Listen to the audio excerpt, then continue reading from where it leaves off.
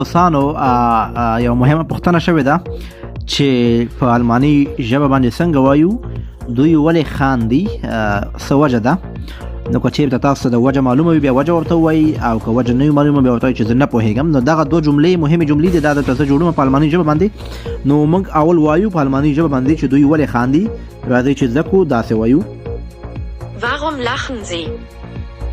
Warum lachen Sie? Warum lachen Sie? Warum lachen Sie? دوی ولې خاندي زه خو وایم چې زه هم نه پوهېږم مطلب ماته نه ده پته چې دوی ولې خاندي نو بیا په الماني ژبه باندې داسې وایو چې زه نه پوهېږم Ich weiß nicht. Ich weiß nicht.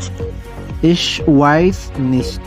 Ich weiß nicht وایي زه نه پوهېږم چې دوی ولې خاندي نو تاسو هم کولی شئ خپلې پوښتنې په کمنټونو کې وکړئ انشاءالله چې وخت وي تاسو به زه پوښتنې جوابوم او کوشش وکړئ دا اکاونټ فالو کړئ خپلې